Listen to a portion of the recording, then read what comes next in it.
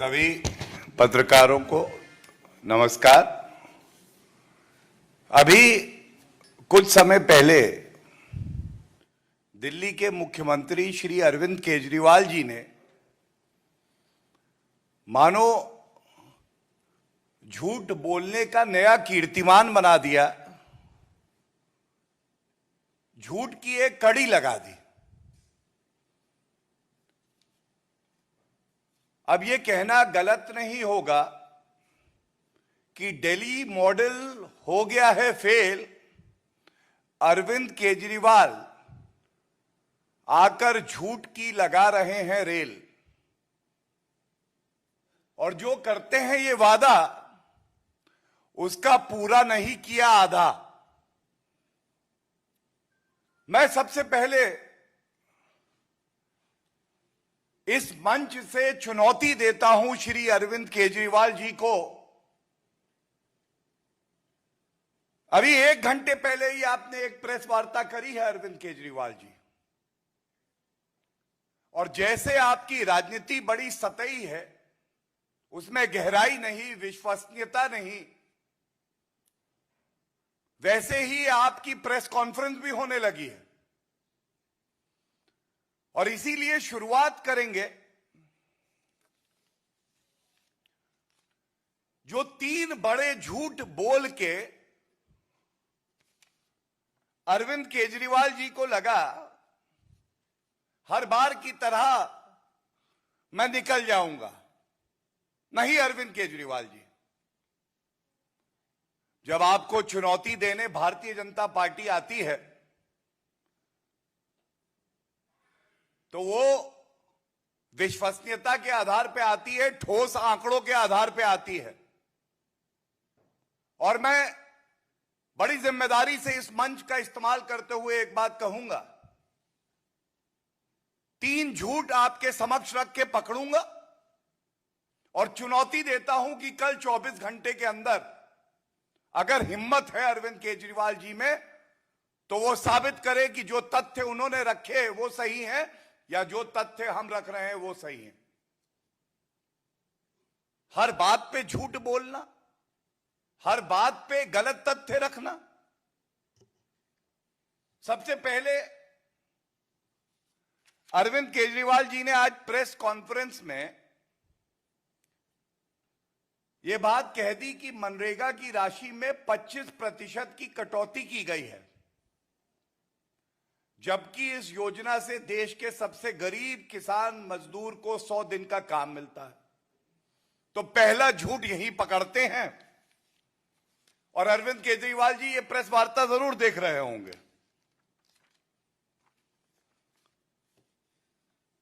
जिस तरह से मनरेगा को प्रभावी बनाकर न केवल उसका बजट बढ़ाया, पर यह सुनिश्चित किया कि एक रुपया उस मजदूर के खाते में सीधा पहुंचे और भ्रष्टाचार ना हो, उस मॉडल का नाम श्री नरेंद्र मोदी जी का मॉडल है। और अरविंद केजरीवाल जी, आपने कैसे कह दिया कि 25% कटौती की गई है? मैं आपके समक्ष आंकड़े रख देता हूं। 2021-22 में मनरेगा का जो बजट था वो 73,000 करोड़ था। 73,000 करोड़, बता भी दे 73,000, और इसको रिवाइज्ड एस्टिमेट में बढ़ाया गया और 98,000 करोड़ करा गया, 25,000 करोड़ ज्यादा। और हम सब जानते हैं कि कोविड की महामारी थी। प्रधानमंत्री जी की एक सोच है कि हर व्यक्ति को खाना मिले, रोजगार मिले, कोई भूखा ना सोए। इसके लिए 25,000 करोड़ रुपए मनरेगा का बजट बढ़ाया गया। और इसके साथ कभी नहीं भूलना चाहिए, जो स्वयं में एक उत्तर है, अरविंद केजरीवाल जी कहते हैं ये रुपया आता है, जाता कहां है? सत्येंद्र जैन के घर नहीं जाता है, मनीष सिसोदिया और उनके परिवार के लिए इस्तेमाल नहीं होता है। 80 करोड़ भारतीयों को 2 साल मुफ्त राशन मिलता है इससे। 200 करोड़ टीके लगते हैं आम जनता को इससे। लेकिन मैं ये बता दूं कि 2022-23 में जब मनरेगा का बजट रखा तो इसका अनुदान था 73,000 करोड़। 21-22 में 73,000 करोड़ और 22-23 में 73,000 करोड़। और इसके साथ अगर अरविंद केजरीवाल जी झूठ ना बोलते इतना और केवल वित्त मंत्री जी का भाषण जो संसद के पटल पर कहा गया है वो सुन लेते, मैं वो लेके आया हूं क्योंकि जरूरी हो गया है कि झूठों का झूठ पकड़े। ये सवाल निर्मला सीतारमण जी से जब पूछा गया तो मैं पढ़ दूं कि क्या लिखा है। ये रिपोर्ट है मीडिया की, कह रही है government will allocate more funds for MNREGA if needed. अभी ये वित्त वर्ष चल रहा है, 73,000 करोड़ 21-22 में, 25,000 करोड़ और एलोकेट किए रिवाइज बजट। 22-23 में भी 73,000 करोड़ और वित्त मंत्री कहती हैं कि मैं और दूं, आवश्यकता पड़ेगी तो मोदी जी की सरकार है, आम आदमी के साथ खड़ी रहेगी। अरविंद केजरीवाल जी, आपका आरोप था कि 25% की कटौती की गई है। अगर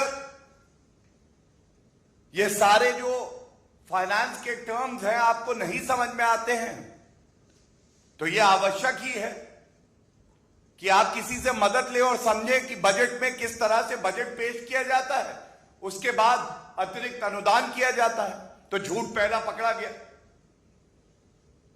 दूसरा,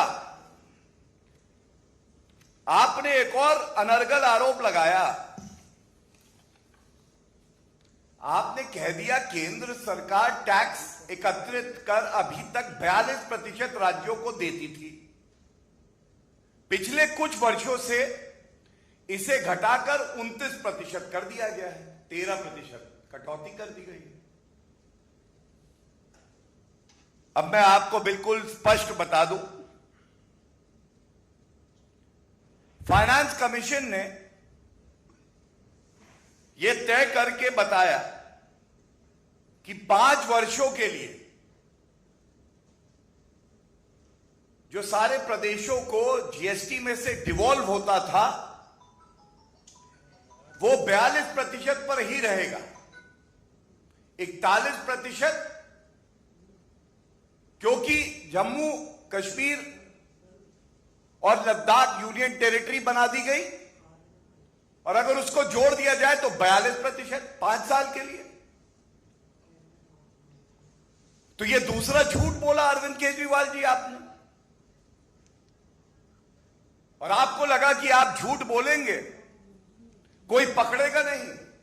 यही राजनीति आप कर रहे हैं। रेवड़ियों से झूठ तक की राजनीति अरविंद केजरीवाल का चरित्र बन गई।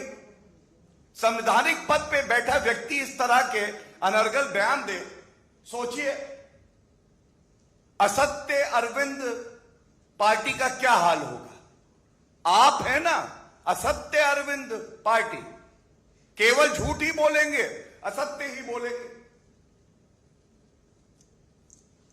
तीसरा, इन्होंने कहा कि 8th पे कमीशन, केंद्र सरकार ने कह दिया है कि 8th पे कमीशन वे नहीं बनाएगी। और इनका आरोप यह है कि इस सरकार को जो सरकारी कर्मचारी हैं उनकी कोई चिंता नहीं। यह आरोप जो है, फिर से मैं कह देता कि समझदारी नहीं है, गलत समझ पाए। लेकिन अगर अरविंद केजरीवाल जी का ट्रैक रिकॉर्ड देखें तो इसी तरह से झूठ बोलते हैं और झूठ पकड़ा जाता है तो एक माफी का लेटर जेब में तैयार होता है, आते हैं कहते हैं माफ कर दो, गलती हो गई, झूठ निकल गया। क्या यह सत्य नहीं है कि जब ये बात 8 पे कमीशन की सामने आई तो उसके साथ केंद्र सरकार ने कहा हर बार पे कमीशन की रिकमेंडेशंस होती हैं जो लागू होने में समय लगता है और उससे असुविधा होती है जो सरकारी कर्मचारी। तो एक ऐसा मॉडल, एक ऐसा फॉर्मूला निकाला जाएगा जो कि यह सुनिश्चित करेगा कि समय समय पर उसी मॉडल को क्रियान्वित करके वो लाभ जो सरकारी कर्मचारी हैं उनको मिलता रहे। तो अरविंद केजरीवाल जी, आपने ये बात क्यों कही कि केंद्र सरकार 8वां वेतन आयोग नहीं बनाएंगे? केंद्र सरकार का सारा पैसा कहां गया? अपने कर्मियों को वेतन बढ़ाने की स्थिति में नहीं है। आपने बात क्योंकि पैसे की भी करी है तो ये फर्ज बनता है कि आपको कुछ आंकड़े जरूर दूं मैं, और एक एक आंकड़ा जो दूंगा इस चुनौती के साथ दूंगा कि जाके चेक कराइए, वेरीफाई कराइए, सत्य ढूंढिए, और अगर हिम्मत पड़े तो जो मैं प्रश्न यहां से पूछ रहा हूं उसका 24 घंटे में उत्तर भी दीजिए, और हमारा कोई आंकड़ा अगर गलत हो तो जरूर बताइएगा कि क्यों गलत है। मनरेगा का मैंने आपको आंकड़ा बताया 73,000 करोड़ रुपए, और जरूरत पड़ी तो इसे और बढ़ाया जाएगा, वित्त मंत्री जी ने कहा। हम सब जानते हैं किस तरह से 2 साल से जो 80 करोड़ भारतीय हैं उनको कोविड की महामारी में मुफ्त राशन मिले, कोई भूखा ना सोए, ये सपना देखा तो उसको पूरा करके दिखाया मोदी जी ने। हम सब ये भी जानते हैं कि direct benefit transfer, Jan Dhan account खुले 45 करोड़ के आसपास, तो 2.5 लाख करोड़ रुपए का फायदा हुआ हमारी सरकार को। उज्ज्वला में 9 करोड़ गैस सिलेंडर दिए, प्रधानमंत्री किसान सम्मान निधि में 10 करोड़ किसान लाभान्वित हुए, साल में 3 बार 2,000 की किस्त मिलती है, करीब 2.25 लाख करोड़ रुपए इसमें खर्च किया गया। 11 करोड़ टॉयलेट बनाए गए। मैंने 200 करोड़ टीके मुफ्त लगाए गए, इसका जिक्र भी करा। ये सब आंकड़े जो देते हैं बड़ी जिम्मेदारी से देते हैं, और ये बताते हुए देते हैं कि आप अगर कोई बजट लाते हैं या जनता की सेवा करते हैं तो उसमें एक प्लान होता है, एक दूरदर्शिता होती है, एक सोच होती है। You have to maintain fiscal discipline also. लेकिन वादों का क्या है, करते जाओ। वादे करने हैं, निभाने थोड़ी ना है अरविंद केजरीवाल जी को। मैं आपको मुख्य बिंदुओं पे बताता हूं कि क्या वादा करते हैं और असलियत क्या है, और ये चुनौती देता हूं कि आप इस पे उत्तर दीजिए अरविंद केजरीवाल जी। भ्रष्टाचारी मंत्रियों के खिलाफ तो आपकी हिम्मत नहीं हुई आप कार्रवाई करें, लेकिन इस प्रेस वार्ता में जो सवाल हैं ये जनता के सवाल हैं, इसका उत्तर आप जरूर देंगे। इन्होंने कहा कि हम 500 नए स्कूल खोलेंगे। 2015 से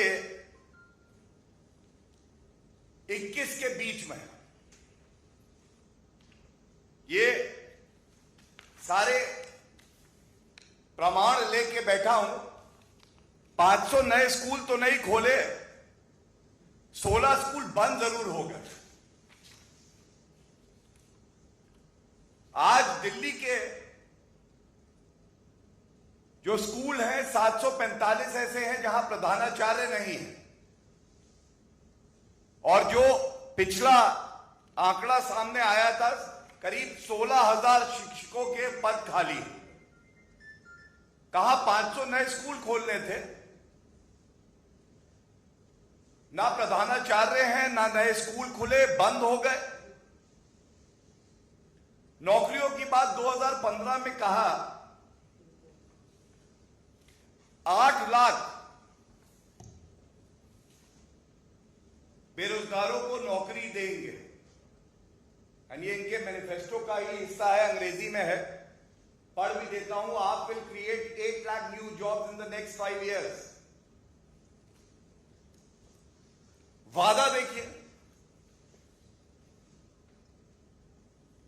वादे का आधा भी नहीं, 1/4 नहीं, 1/10 नहीं, 8 लाख का वादा किया। बेरोजगार जो लोग थे उनकी संख्या थी 15,34,384 और कुल नौकरियां दी 440। 2015 में 176, 2016 में 102, 2017 में 66, 2018 में 68, 2019 में 0, 2020 में 28। 2015 में 176, 2016 में 102, 2017 में 66, 2018 में 68, 2019 में 0 और 2020 में 28, कुल मिला के 440। और वादा किया था 8 लाख नौकरियों का। कहा 8 लाख, कहा 440।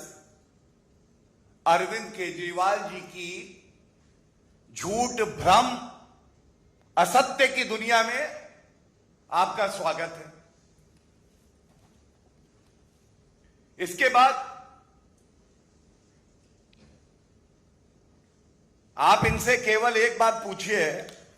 आपने कहा था कि नए अस्पताल बनाएंगे, आरटीआई कहती है कि एक नया अस्पताल आपने नहीं बनाया, और अगर बनाया हो तो कृपया करके हमें बताइएगा, हम साथ चलना चाहेंगे। हम अपनी गलती को सुधारना चाहेंगे। अरविंद केजरीवाल जी,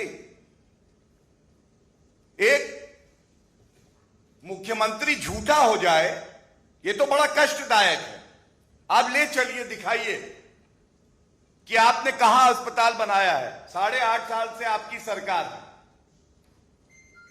और मैं कहता हूं कि किसी की विश्वसनीयता का सबसे बड़ा आधार होता है कि जब संकट की घड़ी आए तो उस संकट की घड़ी में वो जनता की सेवा कितनी तत्परता से, कर्तव्य परायणता से और ईमानदारी से करता है। मैं आपको बता दूं, आप किसी भी आम आदमी पार्टी के मंत्री के पास जाइए, स्वास्थ्य मंत्री तो जेल में है, लेकिन पूछिए तो कहते मोहल्ला क्लिनिक। मोहल्ला का बड़ा हल्ला मचाते हैं। दिल्ली हाईकोर्ट ने कहा था टिप्पणी देते हुए, mohalla clinics a waste if not used during pandemic. बेकार है मोहल्ला का हल्ला अगर वो जब जरूरत थी दिल्ली के नागरिकों को और वो काम नहीं आ पाए। और हम सब जानते हैं, जब दिल्ली हाईकोर्ट ने टिप्पणी करके कहा था अरविंद केजरीवाल जी से, if you can't manage oxygen के संदर्भ में, will ask the centre to step in. और तब देश के प्रधानमंत्री जी ने हर नागरिक को अपने परिवार का सदस्य मान के यह सुनिश्चित करवाया कि सबको दवाई, सबको बेड, सबको ऑक्सीजन मिले।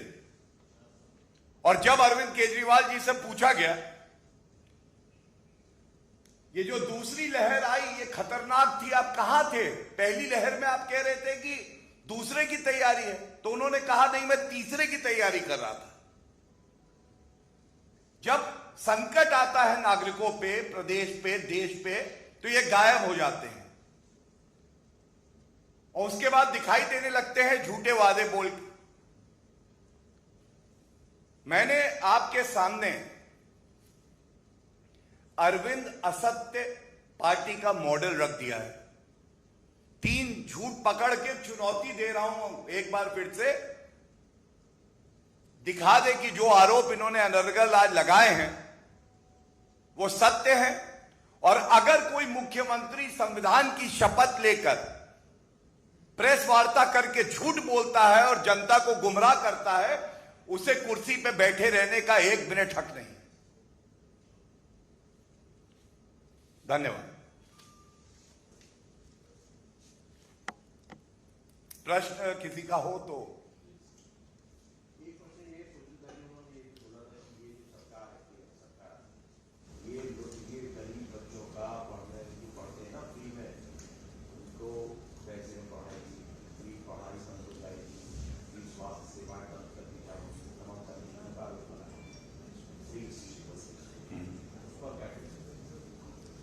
देखिए, सबसे पहले आज अगर पूरी प्रेस वार्ता में हो सकता है गलती से ही,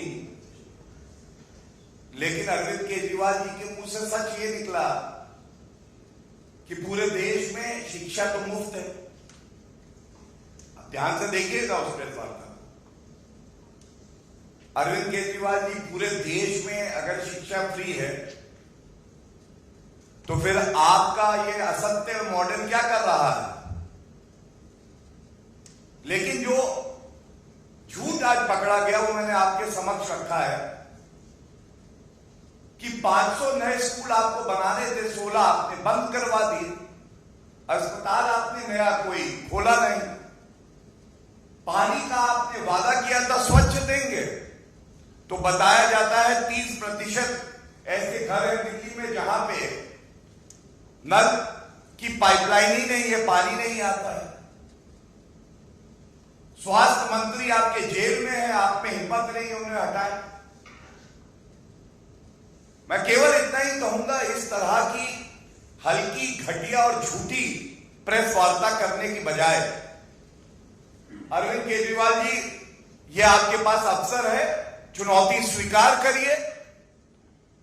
अगले कुछ दिन आने वाले जो हैं, एक दिन आपके मोहल्ला क्लिनिक और आपके जो नए हॉस्पिटल हैं उनको देखें, एक दिन आपने जो नए स्कूल बनाए हैं उनको देखें, एक दिन जो 15 लाख सीसीटीवी कैमरा लगे हैं उनको देखें। और मुझे पता है कि आप ये चुनौती स्वीकार इसलिए नहीं करेंगे क्योंकि आपका काम केवल जनता को भ्रमित करना है, झूठ बोलना है, और आपसे कोई सवाल पूछे तो आपको अच्छा नहीं लगता। धन्यवाद।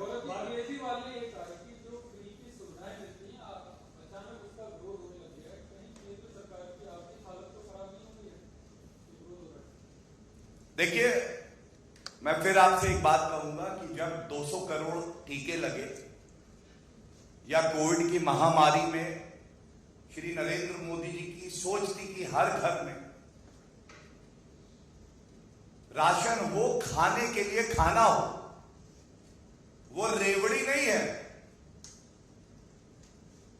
वो परिस्थिति ये मांग करती थी कि हर आदमी के पास एक सहारा हो उसकी सरकार का, क्योंकि सरकार परिवार की तरह होती।